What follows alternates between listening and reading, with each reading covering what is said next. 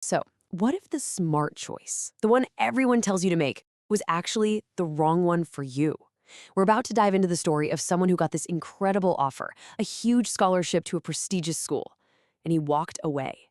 And his journey gives us this amazing framework we can all use for our own big, life-changing decisions. All right, let me put you in the hot seat for a second. Imagine you're at a crossroads. Down one path, everything's logical, it's stable, it's the smart move. The other path, it's riskier, maybe a lot harder, but man, it sets your soul on fire. Which one do you take? That is the exact dilemma at the very heart of the story we're exploring today. Okay, so this was the choice a guy named Koro was facing.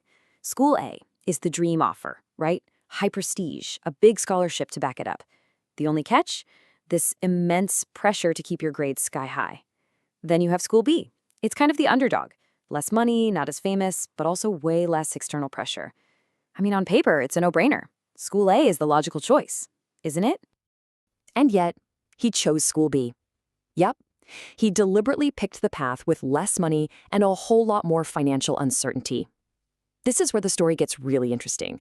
Why on earth would anyone do that? Well, the answer is in this powerful psychological tool he used to see the whole situation in a new light. See, his decision wasn't just some random gut feeling. He was tapping into his internal compass, and he used a specific psychological framework to really break down his own motivations. And the answer came from a place he totally wasn't expecting. And here's the wild part.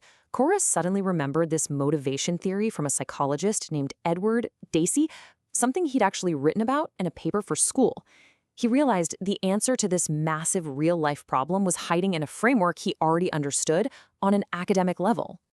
Okay, so the first piece of this puzzle is what's called intrinsic motivation. This is that fire in your belly. It's the drive to do something just because you flat out love it. The activity itself is the reward. This is your I want to. And on the flip side, you've got extrinsic motivation. This is all the stuff coming from the outside world. You know, money, good grades, people telling you you're doing a great job, or just trying to avoid getting in trouble. It's not about loving the task, it's about what you get at the end. This is your I have to. So here's how it all mapped perfectly onto Koro's choice. School B, that was pure intrinsic motivation, the simple love of learning, just to learn. But School A, with that big scholarship tied directly to grades, was a massive extrinsic motivator. The focus would dangerously shift from, I want to learn this stuff, to, I have to get an A. He just knew, that pressure would eventually suck all the joy right out of it. But, you know, a psychological theory is one thing. It's a little abstract. Koro needed a gut check, something real to confirm he was on the right path. And he found it in a totally different part of his life, running marathons. When he thought about School A, that prestigious, logical choice, he felt nothing. Zilch. No excitement, no energy. His exact words were, no adrenaline. And that, right there, was a giant red flag that his heart just wasn't in it, even if his brain was saying it was a good idea. And this connected straight back to his marathon running. I mean, look at the difference here. When he ran with passion, that's pure intrinsic motivation. He felt energized, accomplished. But when he was just running to cross a finish line, a totally extrinsic goal, he was just running on fumes. He'd feel exhausted with this weird sense of loss. The passion was the fuel. The goal by itself just wasn't enough. And that was the light bulb moment. It just clicked. He thought, oh my gosh, if I go to School A, the exact same thing is going to happen. He'd be running on fumes, his entire focus would shift to academic survival, just keeping those grades up, not on the deep, passionate learning he was actually after. He would be trading fulfillment for total burnout. And if he had any tiny shred of doubt left, this one story completely wiped it away. He heard about a gathering for spouses at School A, and a wife was asked for prayer requests. Her response is just chilling. She said, "Pray that my husband doesn't lose his faith because of his studies." Think about that. The very thing he was going to school to deepen was being threatened by the pressure of the school. It's the ultimate paradox.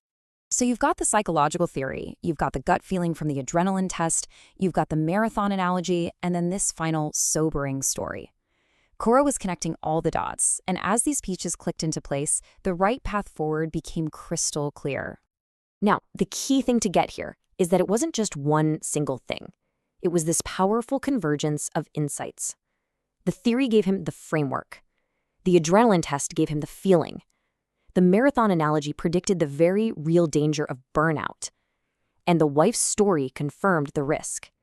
All signs were pointing away from the logical choice and straight toward School B. Koro's story is awesome, but it's not just about his choice. It's a powerful toolkit that we can actually use for our own big life decisions. So what can we take away from all this?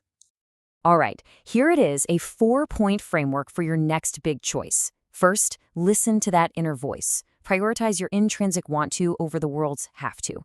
Second, run that adrenaline test. Which path actually gets you excited? Which one fills you with energy? Third, and this one is huge, beware of what they call golden handcuffs. Those rewards that look beautiful, but might just trap you in something you don't love. And finally, trust your own story. All your past experiences, even the ones that seem totally unrelated, they hold the keys.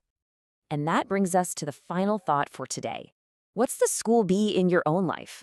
What's that counterintuitive choice that, might not look perfect on paper, but just might be the path that truly lets you thrive? It's a powerful question to think about.